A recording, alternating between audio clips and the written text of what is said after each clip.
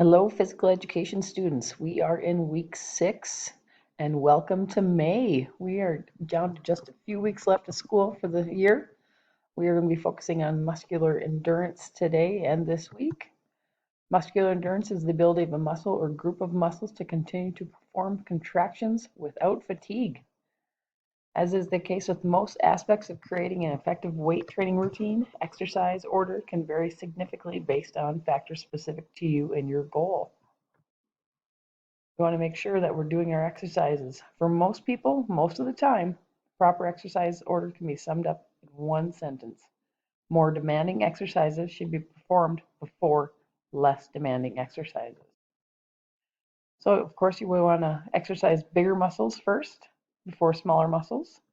Compound exercises become before isolation. So, if you're doing bench press before dumbbell flies, and free weights and body weights should come before machines. So we have a variety of different things. Our workout today, we are just going to be using our own body weight. So with our workout today, we're going to work on muscular strength. You're going to choose your own activity today. We're going to do at least level 1, 3 sets of your activity. If you can do 2 more and do level 2 and get 5 sets in, that would be great. It's up to you.